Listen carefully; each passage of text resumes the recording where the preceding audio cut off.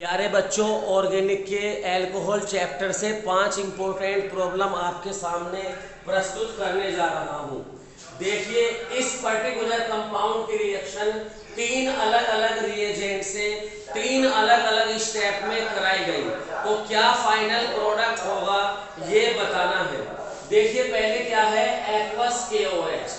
कल बताया था एक्वस KOH क्या करता है, SN2, तो ये ब्रोमाइड को यहां से निकाल देगा और उसकी जगह OH आ जाएगा, मगर बेंजीन से लगा Br नहीं हटेगा, क्योंकि यहां पर रेजोनेंस की वजह से क्या है, पार्शियल डबल बॉन्ड कैरेक्टर।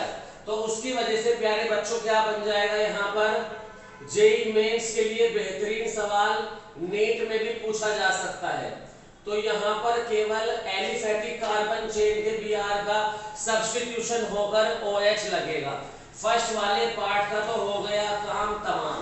अब सेकंड पार्ट में CrO3H+ लिया गया, तो ये बहुत स्ट्रॉन्ग ऑक्सीडाइजिंग एजेंट है, क्रोमियम +6 में है।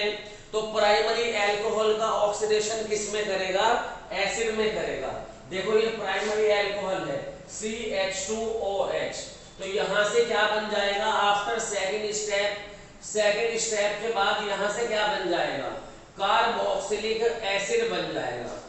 यहां पर क्या आ जाएगा, कार्बोक्सिलिक एसिड। ऐसे चलने के बाद यहां पर ये कार्बोक्सिलिक एसिड आ जाएगा। मैंने कुछ भी नहीं किया, CrO3H+ से CH2OH का oxidation C double bond OH में कर दिया। और तीसरे पार्ट में बच्चों क्या कराया गया है, H2SO4 हीट। H2SO4 से H+ आएंगे, वो OH एक्सेप्ट करके OH2+ में बदलेगा। अरे OH जो है अपना लोन पेयर H+ को देगा और OH2 में बदल जाएगा। यहां से ये H2O लीविंग ग्रुप बन गया, O पर प्लस आते ही वो लीविंग ग्रुप बन जाता है। तो मुझे क्या देखने को मिलेगा, मुझे देखने को क्या मिलेगा, यहाँ Br और यहाँ पर क्या, इस तरह से C डबल बॉन्ड H2O तो मेरा चला गया, उसके निकलने के बाद CO पे आ गया प्लस के चार्ज। ठीक है कि नहीं, जरा सोच लो, पहले यहां तक के स्टेप्स देख लो, समझ में आए हैं कि नहीं आए होंगे, आसान है। अब क्या होगा, ये बन गया असाइल ग्रुप, तो इंट्रामोलिकुलर फ्रीडल क्राफ्ट असाइलेशन हो जाएगा, क्योंकि बेंजीन प्रेजेंट है, असाइल ग्रुप प्रेजेंट है, तो बेंजीन की इलेक्ट्रॉन डेंसिटी इस CO+ को मिल जाएगी। तो यहां से क्या बन जाएगा, Br रहेगा यहाँ। क्या वीडियो में आपको दिख भी रहा है या नहीं, नहीं दिख रहा तो दिखाने के लिए मैं थोड़ा कैमरा सेट करता हूँ, अब दिखेगा। तो यहाँ पर क्या हो जाएगा, ऐसे ऐसे, और ये ऐसे ऐसे ऐसे, और यहाँ पर इलेक्ट्रॉन डेंसिटी चली गई, तो ये बॉन्ड बन जाएगा। और यहाँ क्या आ गया, पॉजिटिव, और यहाँ हिडन H। फाइनली बेंजीन ने अपनी एरोमेटिसिटी खो दी है, ये उसे रिगेन करने के लिए H+ को फायर करेगी। तो मुझे क्या देखने को मिलेगा, बेंजीन रिंग फिर से अपने अस्तित्व में आ जाएगी, Br यहाँ पर होगा, और ये 1 2 3 4 5 मेंबर रिंग बन जाएगी। ठीक है, ऐसे करके, अरे ये क्या बना दिया मैंने, ये क्या बन जाएगी, 5 मेंबर रिंग, और यहाँ डबल बॉन्ड हो 1 2 3 4 5। तो बस यही मेरे इस सवाल का क्या होगा, आंसर होगा। देख लो भाई, सब बच्चे समझ में आया क्या, बहुत ही आसान सवाल है लेकिन इम्पोर्टेंट है। देख लो, कोई डाउट हो तो बताओ। देखो मैंने क्या किया है, पूरा सॉल्यूशन देखो। फर्स्ट स्टेप में एक्वस KOH से SN2 कराया, तो यहाँ प्राइमरी एल्कोहल बन गया। सेकंड स्टेप में इसका ऑक्सीडेशन कराया तो COOH बन गया, क्योंकि प्राइमरी एल्कोहल का ऑक्सीडेशन कार्बोक्सिलिक एसिड में होता है। H2SO4 से OH ने H+ लिया और ये इसमें चेंज हो गया CO+ में। बेंजीन भी यही है, असाइल ग्रुप भी यही है, तो इंट्रामोलिकुलर फ्रीडल-क्राफ्ट असाइलेशन हो गया। उसके बाद तो कुछ भी नहीं। ये कैसी रिएक्शन हुई है? एरोमेटिक इलेक्ट्रोफिलिक सब्स्टिट्यूशन रिएक्शन हुई है, लेकिन कैसी? इंट्रामोलिकुलर हुई है। C डबल बॉन्ड O यहाँ आ गया, कहानी खत्म। ठीक, आई होप आपने सीखा होगा। एक और इम्पोर्टेंट सवाल देखो आप, ये पर्टिकुलर एल्कोहल इन 4 कॉम्बिनेशन में से किससे नहीं बनाया जा सकता? चारों में कार्बोनिल कंपाउंड जरूर दिया है। कार्बोनिल कंपाउंड किसके साथ? ये सब ग्रिग्नार्ड रिएजेंट है। जब ग्रिग्नार्ड रिएजेंट के साथ रिएक्शन करते हैं तो एक्चुअली कौन सी रिएक्शन होती है? न्यूक्लियोफिलिक एडिशन होती है। R यहाँ C पर चिपक जाता है और जो A और B पहले से ही कार्बन पर थे वो रहते हैं। ये O- बनता है जो बाद में H+ एक्सेप्ट करके एल्कोहल बना लेता है। A और B जो कार्बोनिल ग्रुप में थे वो ऐसे ही रहते हैं। R जो ग्रिग्नार्ड वाला था वो भी एल्कोहल में एपियर होता है, एक बार एपियर होता है। ये जनरल रिएक्शन है, ये ग्रिग्नार्ड की न्यूक्लियोफिलिक एडिशन रिएक्शन है। तो आ जाओ, अगर मैं लास्ट से शुरू करूं तो देखो मेरे पास इथाइल है, मिथाइल है, प्रोडक्ट में भी इथाइल है, मिथाइल है। ग्रिग्नार्ड से पीएच आएगा तो पीएच भी है, तो इससे तो बन जाएगा। इससे मेरा क्या बन जाएगा? ये एल्कोहल बन जाएगा। अब दूसरा तीसरा ऑप्शन देखो, फिनाइल है, फिनाइल है, मिथाइल है, मिथाइल है, इथाइल आएगा ग्रिग्नार्ड से, इथाइल आएगा ग्रिग्नार्ड से, तो ये भी बन जाएगा। रिएक्शन लिख के देखने की जरूरत नहीं है, बस ये देख लो क्या है और क्या आ रहा है। अब देखो फिनाइल और इथाइल है, फिनाइल और इथाइल है, मिथाइल ग्रिग्नार्ड ने दिया, मिथाइल ग्रिग्नार्ड ने दिया, तो इससे भी बन जाएगा। तो लास्ट के 3 ऑप्शन से बन रहा है एल्कोहल। ठीक, चौथा देखो HH, अरे इसकी स्ट्रक्चर ओपन करो ना, C डबल बॉन्ड OHH, कहाँ है HH? कहीं भी नहीं। और दूसरी बात, ग्रिग्नार्ड से क्या आएगा? PH CH CH3 CH2। क्या ये दिए गए एल्कोहल में कहीं एपियर हो रहा है? नहीं, तो इससे दिया गया एल्कोहल नहीं बनेगा। ठीक, आया होगा समझ में? ट्रिक से करोगे, जल्दी सवाल होगा, बढ़िया सवाल होगा। कोई भी एक फिर से करके दिखाता हूं, क्या इससे ये एल्कोहल बनेगा? देखो PH PH, methyl methyl, ethyl Grignard से आया, एल्कोहल बन गया। ऐसे करना पड़ता है सवालों को। तुम वहां चारों सोल्व करोगे, टाइम बर्बाद करोगे। अब इस पर्टिकुलर रिएक्शन को देखिए, एल्कोहल की जब हैलोजन एसिड के साथ रिएक्शन होती है तो उसमें क्या होता है? H2O निकल जाता है, RI बनता है। तो यहाँ पर भी कुछ ऐसे ही होगा, CH2I बनेगा, CH2I बनेगा। एक इक्विवेलेंट दिया है, तो एक इक्विवेलेंट दिया है, सॉरी गलत हो गया, 2 इक्विवेलेंट कम से कम मुझे चाहिए, क्योंकि 2 OH हैं तो 2 HI तो बेटे मेरे पास होने चाहिए, तो 2 ही इक्विवेलेंट दिए हैं। तो क्या बन जाएगा? CH2I CH2I। अगर आप इतना छोड़कर आ रहे हो तो सवाल गलत है। इसका रीजन इस बात से दिया जाएगा कि I और I दोनों के साइज क्या हैं? बहुत बड़े हैं। दोनों के साइज क्या है? बहुत बड़े हैं, और इनके बीच क्या होने लगती है? ओवरलैपिंग, और इमीडिएटली दोनों आई ओवरलैप करके आयोडीन बनकर निकल जाते हैं। एक वैलेंसी इस CH2 पे खाली, एक वैलेंसी नीचे वाले CH2 पे खाली। CH2 और CH2 पहले ही सिंगल बॉन्ड से जुड़े हैं, 2 वैलेंसी ऊपर नीचे खाली होने पर एक एक्स्ट्रा बॉन्ड और बन जाएगा, और ये क्या बन जाएगा? इथाइलिन। आया समझ में? अगर HI एक्सिस में होता तो पहले तो 2 मोल्स कंज्यूम करता, इथाइलिन बनाता, लेकिन HI एक्सिस में होता तो तीसरा मोल भी कंज्यूम हो जाता, क्योंकि हमारे पास HI की कमी नहीं है और फिर इथाइलिन का क्या होता, इलेक्ट्रोफिलिक एडिशन होता, और फिर मैं फाइनल प्रोडक्ट क्या लिख के आता, इथाइल आयोडाइड। कहने का मतलब है 2 मोल HI से क्या बनेगा, इथाइलिन। एक्सिस या 3 मोल HI से क्या बनेगा, इथाइल आयोडाइड। इससे भी अच्छा एक और इसी पर बेस्ड सवाल यही करके दिखाता हूं। मैं इथाइलिन ग्लाइकोल लेने की बजाय ग्लिसरॉल लेके चलता हूं। ग्लिसरॉल क्या होता है, CH2OH CHOH CH2OH। इसकी रिएक्शन ऑब्वियसली पहले किससे होगी, 3 मोल HI से होगी। अगर 3 मोल HI से होगी तो क्या होगा, यहां से H2O निकल जाएगा, यहां से H2O निकल जाएगा, ठीक है। और एडजेसेंट तीनों कार्बन पे क्या आ जाएगा, I आता चला जाएगा। लेकिन मैंने क्या बोला है प्रीवियस एग्जांपल में, 2 एडजेसेंट कार्बन पर कभी 2 आयोडीन नहीं रह सकते। अगर कभी आ जाए तो वो ओवरलैप करके निकल जाते हैं, I2 बन के एस्केप कर जाते हैं। तो ऐसा करने से क्या बनेगा, CH2 double bond CH CH2I बनेगा, यानी कि क्या बनेगा, एलाइल आयोडाइड बनेगा। अगर 3 मोल HI है तो रिएक्शन यही रुक जाएगी, चौथा मोल भी अवेलेबल कराया तो HI का इस अल्कीन के ऊपर क्या होगा, मार्कोनिकोव एडिशन। तो क्या बनेगा, CH3 CHI CH2I।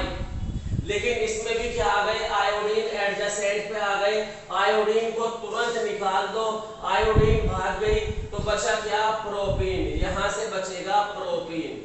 अगर 5वां मोल भी अवेलेबल होगा, यानी कि कुल मिलाकर मैं सीधा कह दूं HI एक्सिस में होगा, तो इस प्रोपीन पर हो जाएगा एडिशन, इलेक्ट्रोफिलिक एडिशन।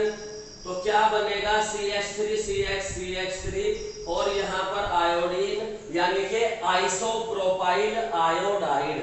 तो 3 मोल HI से क्या बना, अलाइल आयोडाइड, 4 मोल से क्या बना, प्रोपीन, 5 मोल से क्या बना, आइसोप्रोपाइल आयोडाइड।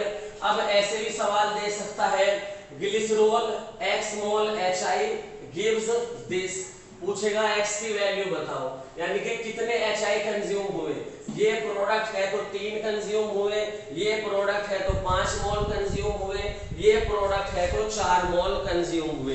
कुछ भी मेंशन नहीं है तो रिएक्शन को यहाँ तक ले जाओ, एक्सिस में लिखा है तो भी यहाँ ले जाओ। अच्छा, अगर सवाल में ये लिखा हो कि 6 मोल HI, अबे रिएक्शन में काम तो 5 आ रहे हैं, ये छठा कहाँ से आ गया, 3 यहाँ काम में आए, 1 यहाँ काम में आया, एक यहाँ काम में आया, 5 काम में, छठे का क्या होगा, छठे का 6 या 7 मोल देने का मतलब है एक्सिस ऑफ HI, वो सॉल्यूशन में ऐसे ही पड़े रहेंगे, ठीक है।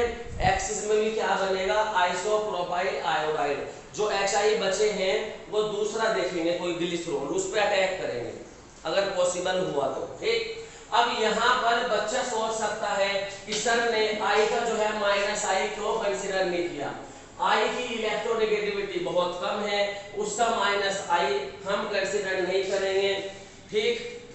C और I की इलेक्ट्रोनेगेटिविटी ऑलमोस्ट सेम ही है तो -I मैंने छोड़ दिया है, ठीक है। तो ये आंसर बिल्कुल सही है, आपको ऐसे ही करना है, ठीक है। तो कितने रिएक्शन हो गई, 3 हो गई होंगी शायद।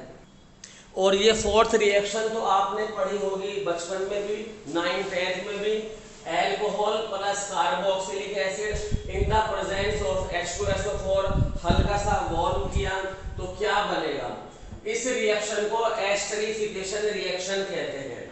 लेकिन इंपॉर्टेंट बात क्या है, उसने O18 लगा दिया, O को लेवल कर दिया। अब प्रोडक्ट में O होगा या नहीं ये देखने वाली बात है, तो कम से कम मेंस या नीट लेवल का तो सवाल है, जिसे एस्टरिफिकेशन के मैकेनिज्म का पता होगा वो इस सवाल को करेगा, और पता होना चाहिए क्योंकि NCERT और स्टेट बोर्ड में वो दिखाया गया है।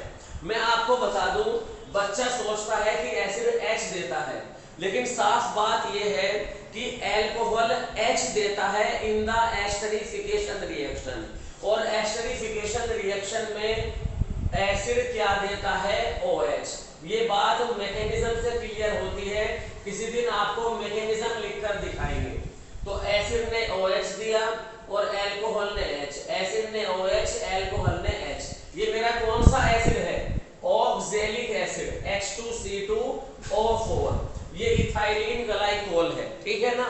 तो यहाँ पर क्या बन जाएगा? बहुत ही सीधा साधा सा प्रोडक्ट O18 और यहाँ पर क्या? C double bond O, C double bond O। ये आंसर होगा, यानी कि O18 फाइनल प्रोडक्ट में अपीयर करेगा। एस्टरिफिकेशन का बेहतरीन एग्जाम्पल था, नोट करके रखिए और दिखाई नहीं दे रहा तो देख लीजिए, ठीक है। चलो ये देखिए डिहाइड्रेशन ऑफ एल्कोहल्स, ये भी बहुत इंपॉर्टेंट है। वैसे तो इवन मैकेनिज्म जनरली फॉलो होता है डिहाइड्रेशन ऑफ एल्कोहल में, लेकिन रीएजेंट बदलने के साथ मैकेनिज्म भी चेंज हो जाता है। अगर कॉन्सेंट्रेटेड H2SO4 हीट लिया है या H3PO4 हीट लिया है या KHSO4 हीट लिया है तो इवन मैकेनिज्म होता है। इवन मैकेनिज्म में SN1 मैकेनिज्म की तरह पहले कार्बोकैटायन बनता है। कार्बोकैटायन जिस रिएक्शन में बनता है वो जरूरत पड़ने पर खुद को रीअरेंज करता है। मान लीजिए रीअरेंज होने के बाद ये कार्बोकैटायन बना, तो जब कार्बोकैटायन को कुछ नहीं मिलता तो वो बगल की पोजीशन के H को एलिमिनेट करके C डबल बॉन्ड C बना देता है, अल्कीन बन जाती है। लेकिन अगर मैंने डिहाइड्रेटिंग रीएजेंट चेंज कर दिए, एल्यूमिना हीट लिया, P2O5 हीट लिया या POCl3 हीट लिया, ये तीनों रीएजेंट भी पानी पीने वाले हैं, तो मैकेनिज्म हो जाएगा E2 मैकेनिज्म में क्या नहीं होता? E2 मैकेनिज्म में कोई कार्बोकैटायन फॉर्मेशन नहीं होता, इसलिए कोई रीअरेंजमेंट नहीं होता। सिर्फ क्या होता है? OH और H का एलिमिनेशन अल्फा बीटा पोजीशन से। अगर OH को अल्फा कह रहे हो तो H बीटा पोजीशन से जाएगा, इनका एलिमिनेशन होता है। लेकिन इंपॉर्टेंट बात है, अगर मैकेनिज्म E2 है तो H और OH क्या होने चाहिए? एंटी पेरिप्लेनर होने चाहिए। अगर डिहाइड्रोहेलोजिनेशन का केस होता तो H और हेलोजन एंटी पेरिप्लेनर होने चाहिए थे। जो पहली बार एंटी पेरिप्लेनर सुन रहे हैं वो इधर देखो। मान लीजिए ये मेरा OH या हेलोजन है और मान लीजिए ये मेरा हाइड्रोजन है, ये अल्फा कार्बन, ये बीटा कार्बन, ये बिल्कुल एंटी पेरिप्लेनर कंडीशन है। इस कंडीशन से ये H निकल रहा है, इस कंडीशन से ये OH निकल रहा है। मतलब H और OH के निकलने की डायरेक्शन एंटी मतलब अपोजिट है। डायरेक्शन अपोजिट जरूर है, लेकिन मेरा H भी, मेरा OH या Br यानी कि लिविंग ग्रुप भी दोनों है सेम प्लेन में, इसलिए पेरिप्लेनर शब्द लिखा है। तो दोनों H और Br एंटी होने चाहिए, लेकिन सेम प्लेन में होने चाहिए। क्यों होने चाहिए? क्योंकि अगर ये सेम साइड से निकलेंगे तो H को निकालने के लिए कोई ना कोई रिएजेंट आएगा, इधर OH को भी निकलना है तो स्टेरिक रिपल्शन होगा या नेगेटिव चार्ज के बीच रिपल्शन होगा, जिसकी वजह से निकलना क्या हो जाएगा? मुश्किल हो जाएगा। किसका? H और OH या H और हेलोजन का निकलना मुश्किल हो जाएगा। अपनी बात में एग्जाम्पल देकर समझाऊंगा। ये दो लास्ट सवाल कीजिए। ये ट्रांसफॉर्म है, H अपोजिट साइड में है, ये सिस फॉर्म है, दोनों H सेम साइड में है, तो क्या दोनों से प्रोडक्ट सेम बनेंगे? आंसर है बिल्कुल नहीं। खुद चेक कर लीजिए। POCl3 पिरिडीन हीट का निशान है, तो इसका मतलब है डिहाइड्रेशन होना है। अब जो डिहाइड्रेशन होगा POCl3 से E2 मैकेनिज्म से होगा। E2 मैकेनिज्म मतलब OH और H क्या होने चाहिए? एंटी यानी अपोजिट डायरेक्शन में होने चाहिए। लेकिन दिक्कत क्या है कि ये OH और ये H सेम साइड में है, तो ये H तो हटने वाला नहीं है। तो कोई दूसरी बीटा पोजीशन पे H देखो ये अल्फा था तो ये बीटा था, ये अल्फा था तो ये भी बीटा है, इसमें भी H है। अरे इस बीटा पे H है तो इस बीटा पे भी तो H है ना, इधर नहीं है तो ऊपर चले जाओ, जो दो बगल की पोजीशन है वो दोनों बीटा है, और इधर वाली लेफ्ट हैंड साइड वाली जो पोजीशन पे H है वो क्या है, सिस पोजीशन पे है। H और OH सेम साइड में है, होने चाहिए अपोजिट डायरेक्शन में। तो मैं दूसरी तरफ चला गया राइट हैंड साइड में। तो यहाँ पर क्या है, CH2 है, CH2 पे 2 H है, एक H ऊपर है एक H नीचे है। तो यहाँ तो मुझे एंटी पेरिप्लेनर मिलेगा ना।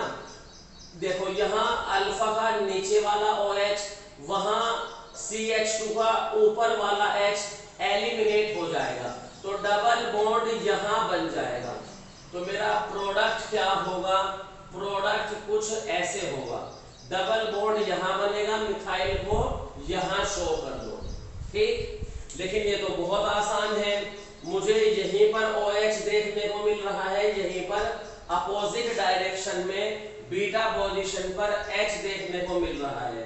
तो मेरा यहाँ पर क्या आ जाएगा, डबल बॉन्ड, और ये मिथाइल ऐसे ही लगा रह जाएगा। तो दो डिफरेंट प्रोडक्ट मिलते हैं, जबकि स्टीरियो केमिकली भी दोनों सबस्ट्रेट क्या थे, डिफरेंट थे। ऊपर वाला क्या था, ट्रांस, नीचे वाला क्या था, सिस, और प्रोडक्ट भी क्या बने, डिफरेंट बने। क्यों बने, क्योंकि एंटी पेरिप्लेनर है, कंडीशन रिक्वायर्ड। और क्यों है, क्योंकि मैकेनिज्म E2 है। अब क्या ये रिएक्शन स्टीरियो स्पेसिफिक है, बिल्कुल स्टीरियो स्पेसिफिक है। जब दो stereo chemically different isomer different product देते हैं तो उसे स्टीरियो स्पेसिफिक कहते हैं।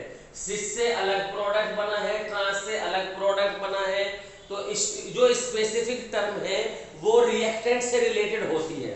तो यहाँ पर रिएक्टेंट का बिहेवियर सेम रिएजेंट से अलग अलग हो रहा है, तो इसलिए स्टीरियो स्पेसिफिक है। क्या स्टीरियो सेलेक्टिव है, हाँ है। सेलेक्टिव जो है वो प्रोडक्ट से रिलेटेड टर्म है। जब रिएक्शन में सिलेक्शन होता है प्रोडक्ट का, अरे यहाँ ये बना है ये भी बन सकता था, यहाँ ये बना है ये भी बन सकता था, लेकिन इस रिएक्शन ने इसका सिलेक्शन किया, इस रिएक्शन ने इसका सिलेक्शन किया, इसने उसको छोड़ दिया, उसने इसको छोड़ दिया। तो इसलिए स्टीरियो सेलेक्टिव भी है। क्यों, क्योंकि प्रोडक्ट का सिलेक्शन हुआ है। तो इसका मतलब E2 एलिमिनेशन स्टीरियो स्पेसिफिक भी होता है, स्टीरियो सेलेक्टिव भी होता है। तो खैर ये थे मेरे 5 इंपॉर्टेंट क्वेश्चन एल्कोहल पर, जिनसे आज तो आपने बहुत कुछ सीखा होगा। आई होप आपको बड़ा मजा आया होगा। अगर आप चाहते हैं कि ऐसी वीडियो आप तक सबसे पहले पहुंचे और लगातार मिलती रहे तो प्लीज कमेंट कीजिए, शेयर कीजिए, सब्सक्राइब कीजिए। मिलते हैं नेक्स्ट वीडियो में, टिल देन बाय बाय।